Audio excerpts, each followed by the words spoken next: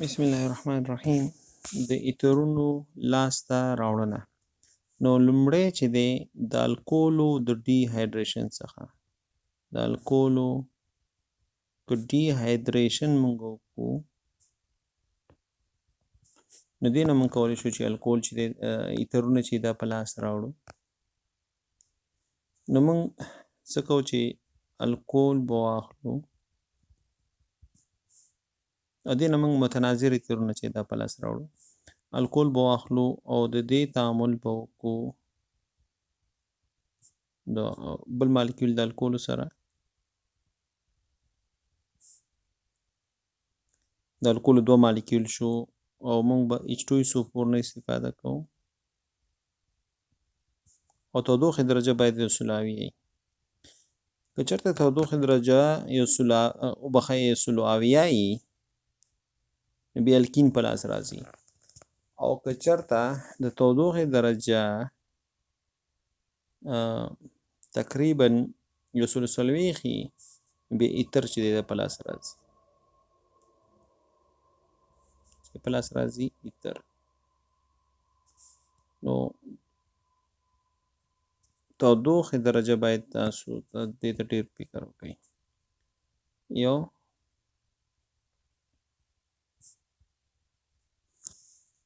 دې نه به چې په لاس راشي اوبه،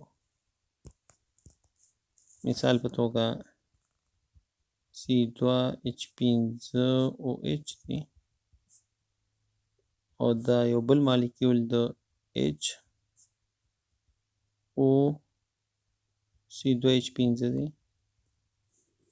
او د دې تعامل موږ وکړو H2SO4 پشتون کې خو تودوخې درجه باید یو سلو څلوېښت وي. که یو سلو اویا وه بیا به الکین په لاس راځي هلکانو. نو دې نه ما سره راشي C2H5O C2H5 پلس اوبه. نو دې نه به اوبه جوړې شي او دا نو الکین موږ سره په لاس ایتر به چې دا موږ سره په لاس راشي. دا یوه طریقه ده. بله طریقه که موږ د الکولو د څاڅکي چې دي د المونیم اکساید باندې تیر کړو، د الکولو ویپرونه د الکولو بړاس تیرول، د الکولو بړاس تیرول صحیح ده په چا باندې؟ په المونیم اکساید باندې.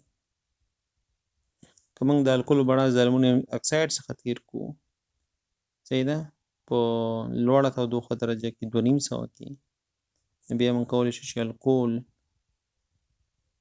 دا بدل کوبته شي په ایتر باندې.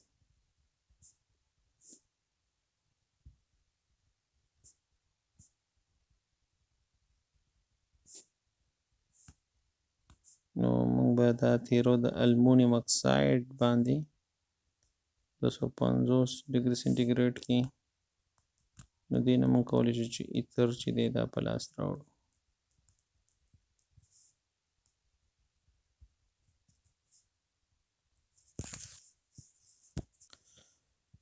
نو دې طریقو باندې موږ کولی شو چې موږ متناظر ایترونه چې دا په لاس راوړو. متناظر او که چېرته موږ غواړو چې متناظر او غیر متناظر دواړه لاسته راوړو نو دې دپاره موږ د ویلیمسن میتود څخه څه کوو؟ استفاده کوو.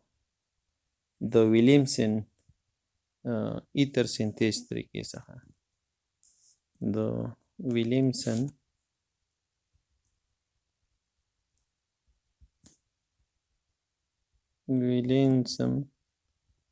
ایتر سینتیز څخه موږ استفاده کوو.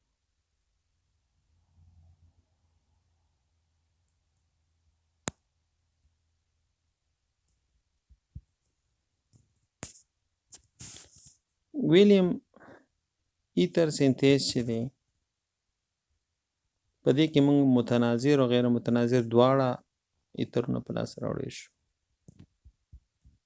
متناظر او هم غیر متناظر ایترونه په لاس راوړی شو. په پاس طریقو کې یوازې متناظر ایترونه چې دا په لاس راځي.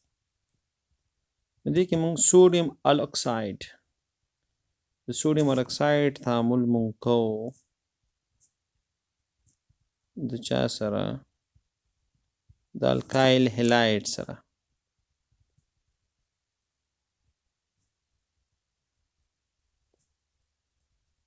د سوډیم الاکساید تعامل موږ کوو د الکایل هلایډ سره.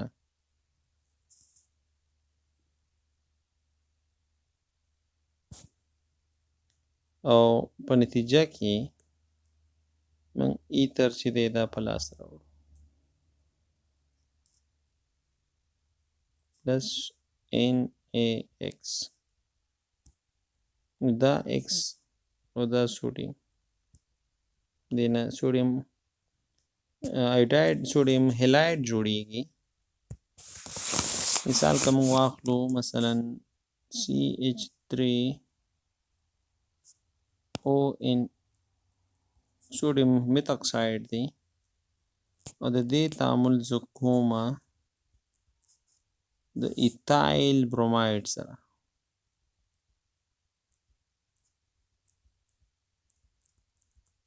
د ایتایل بروماید دی د نو ما سره راشي په لاس باندې CH3O C2H5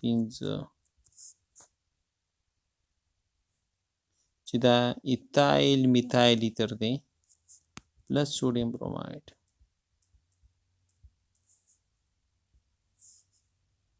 دا سوډیم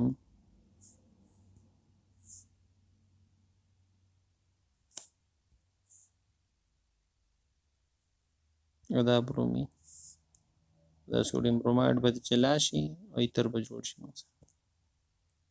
او دا غیر متناظر ایتر دی. الکایل ګروپ په خواوشا کې اکسیجن په خواوشا کې یو رقم الکایل ګروپونه نه دي. او که زه دا تعامل داسې وکړم چې زه سوډیم میت اکساید واخلم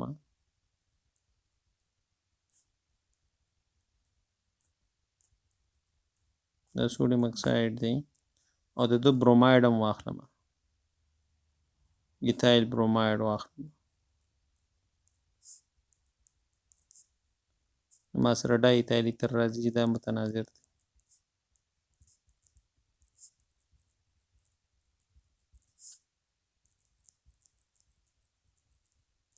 دا څه دی متناظر دی.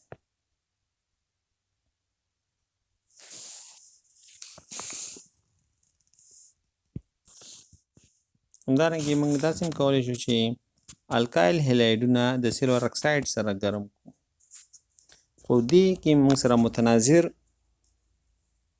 ایترونه چې دا په لاس راځي صحیح ده. دې کې موږ سیلور اکساید نه موږ استفاده کوو. که موږ الکایل هلایډ واخلو مثال په توګه CH3 CH2 Cl او CH3 CH2 Cl او د دې تعامل زه وکړم د سیلور اکساید سره.